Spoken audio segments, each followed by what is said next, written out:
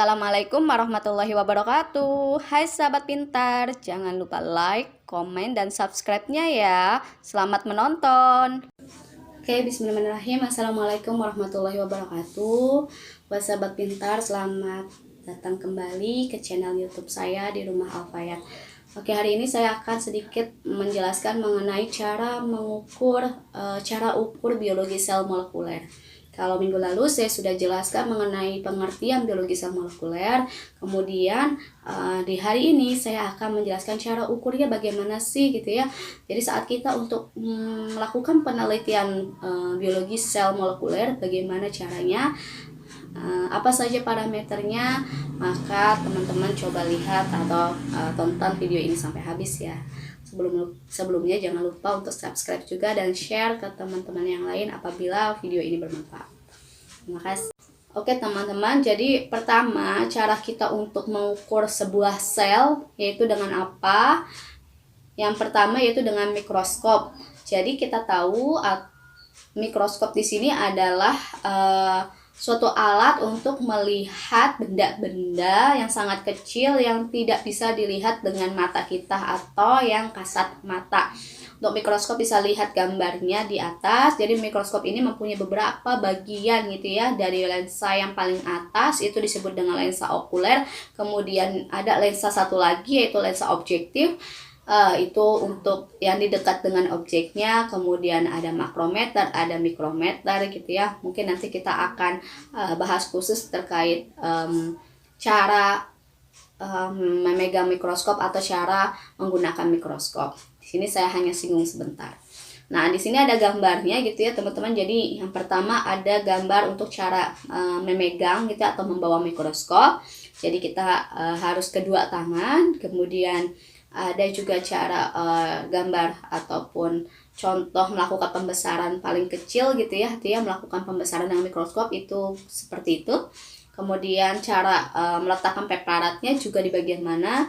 Ini ada di bagian tengah ya, kita bisa lihat di gambar 6. Kemudian di gambar 7 ini contoh pengaturan makrometer. Jadi makrometer di sini sebuah lensa gitu ya, seperti ngezoom gitu. Kalau teman-teman kita analogikan sebuah handphone, jadi kita untuk memperbesar itu kan biasanya pakai zoom gitu ya, diperbesar. Nah, diperbesar kalau di istilah mikroskop itu dengan memutar makrometernya. Jadi tangannya ini dia memegang tuas makrometer sehingga kita bisa melihat objek dengan lebih jelas gitu ya, atau lebih besar. Nah, kapan sih mikroskop ini ditemukan? Sebenarnya mikroskop ini yang mengkaji mengenai mikroskop pertama kali adalah Antony van Leeuwenhoek gitu ya.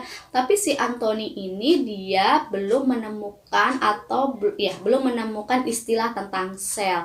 Jadi istilah tentang sel atau unit terkecil dari makhluk hidup itu dikemukakan pertama kali oleh Robert Hooke gitu ya, dengan menggunakan mikroskop yang merupakan modifikasi dari Antony Leeuwenhoek.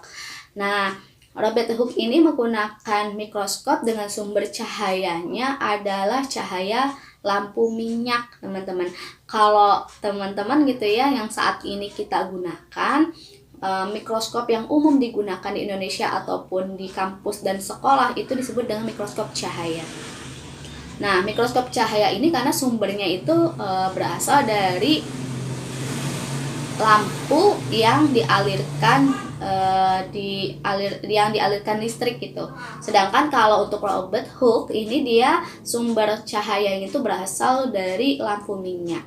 Ini gambarnya ya. Dan apa yang diteliti oleh Robert Hooke? Jadi Robert Hooke itu meneliti sel struktur gabus gitu ya. Sayatan gabus, dan di dalam sayatannya itu terdapat ruang gitu ya. Gabus ini apa maksudnya? Jadi kalau teman-teman mungkin pernah lihat suatu batang tanaman, kemudian batangnya itu ada rongga di dalamnya, dan di dalamnya itu contohnya batang singkong juga ada gitu ya, singkong yang muda, kemudian kita kupas, di dalamnya ada rongga dan ada busa gitu ya atau gabus. Nah, inilah yang digunakan oleh Robert Hooke untuk mengamati sel gabusnya. Dan ternyata setelah diamati, di dalam sel gabus ini terdapat ruangan-ruangan kecil. Nah, si Robert Hooke itu menggunakan istilah sebagai sela atau ruangan kecil. Nah, dari sela inilah kita tahu istilah saat ini sebagai sel atau unit terkecil makhluk hidup. Itu teman-teman, jadi asal muasal dari mikroskop, penggunaan mikroskop oleh Robert Hooke. Saat ini gitu ya, di abad 21 mikroskop sudah berkembang sangat pesat. Kalau memang Robert Hooke gitu ya, ataupun di sekolah-sekolah itu ada mikroskopnya cahaya gitu ya, karena memang berasal dari sumbernya adalah cahaya. Tapi di peneliti gitu ya, jika kita seorang peneliti, maka mikroskop ini ada berkembang disebut dengan mikroskop elektron. Apa bedanya dengan mikroskop cahaya? Jadi kalau elektron ini menggunakan elektromagnesis, tapi untuk kalangan sekolah ataupun kampus biasanya mikroskop elektron hanya dimiliki satu, bahkan banyak dari kampus-kampus yang belum memiliki mikroskop elektron. Nah, mikroskop elektron gitu ya, ini dibagi menjadi dua macam. Atau yang berkembang saat ini ada dua macam, mikroskop elektron transmisi atau kita singkat sebagai TEM gitu ya, mikroskop elektron transmisi atau TEM.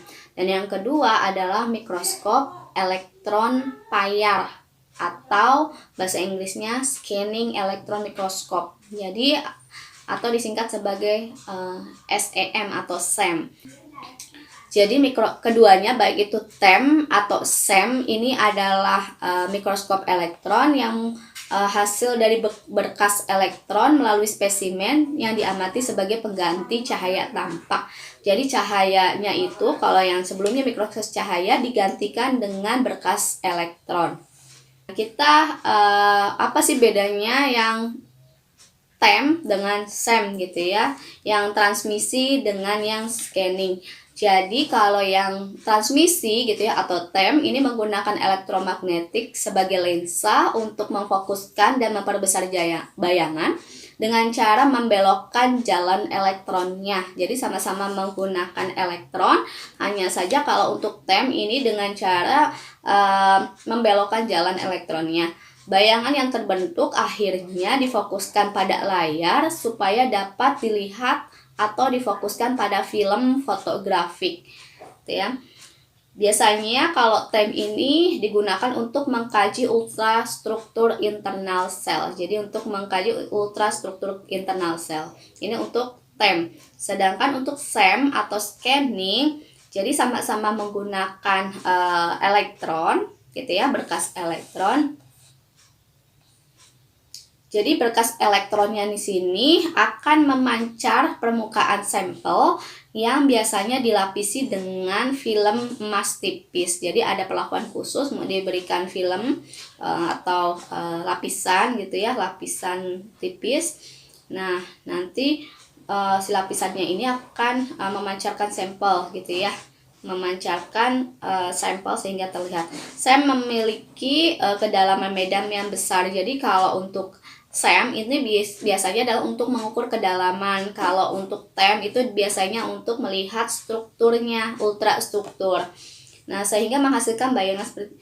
Jadi kalau SEM dia memiliki kedalaman medan yang besar sehingga nanti akhirnya adalah menghasilkan bayangan yang tampak seperti 3 dimensi gitu. Ini perbedaan TEM dan SEM. Kalau perbedaan antara mikroskop cahaya dan mikroskop elektron apa? Kalau tadi ya, yang pertama adalah penggunaan sumber cahayanya, sumber penglihatannya. Kalau mikroskop cahaya menggunakan cahaya, baik itu cahaya lampu listrik atau lampu minyak, itu mikroskop cahaya. Sedangkan kalau mikroskop elektron, sumber bayangannya itu berasal dari elektron. Dan yang kedua adalah kalau mikroskop cahaya kita bisa mengamati benda-benda hidup atau sel yang masih hidup gitu ya. Artinya karena dia masih hidup mungkin kita bisa melihat protozoa, kemudian protozoanya itu masih bergerak-gerak gitu ya, dan itu masih bisa terlihat pergerakannya. Nah, sedangkan kalau untuk mikroskop elektron itu kita hanya bisa melihat benda-benda mati. Artinya kalau kita melihat protozoanya itu dimatikan dulu gitu ya, jadinya yaitu ya bangkai atau istilah artefak. Jadi yang kita lihat itu artefaknya gitu ya, artinya bangkai-bangkai protozoa. Jadi tidak bergerak lagi, itu perbedaannya. Jadi dengan dia tidak bergerak, kita bisa fokus melihat kedalaman, baik itu kedalaman ataupun bentuk dari ultrastruktur benda tersebut. Itu untuk mikroskop elektron. Jadi kalau mikroskop cahaya, dia kita bisa melihat benda yang masih bergerak, artinya masih hidup. Sedangkan kalau mikroskop elektron itu kita hanya bisa melihat benda-benda mati atau artefaknya saja. Teman-teman, kalau kita membahas tentang sel itu ada beberapa istilah ya, istilah dalam pengukuran. Ada yang disebut, dan kalau meter mungkin meter, sentimeter, milimeter, teman-teman udah biasa gitu ya, sudah terlihat. Ada istilah mikrometer. Nah, mikrometer itu apa? Mikrometer di sini itu sama dengan 1000 nanometer atau 1000 milimikron. Sebelumnya 1 mili dulu.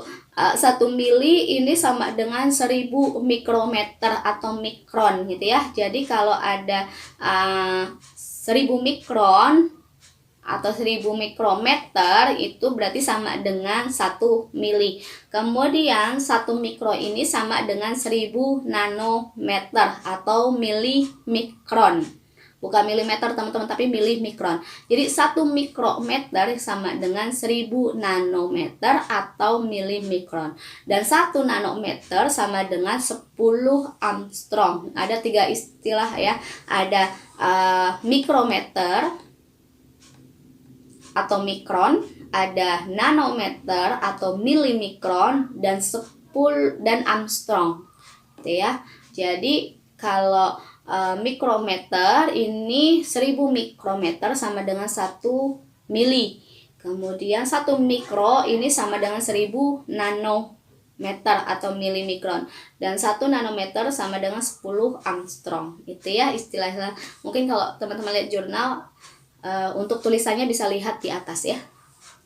Tulisan nanometer, tulisan mikrometer, dan Armstrong. Batasan pengamatan tadi ya dalam sistem biologi dari berbagai ukuran.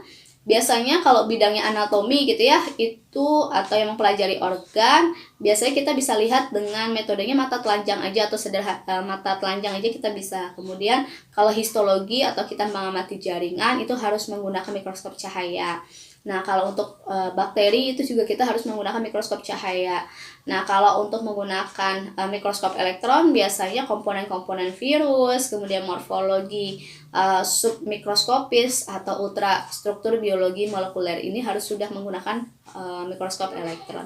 Ada lagi dengan difraksi sinar X. Jadi ditambahkan sinar X ini buat teman-teman jika ingin mengamati molekul atau atom dalam suatu bagian makhluk hidup. Itu yang pertama berkaitan dengan mikroskop.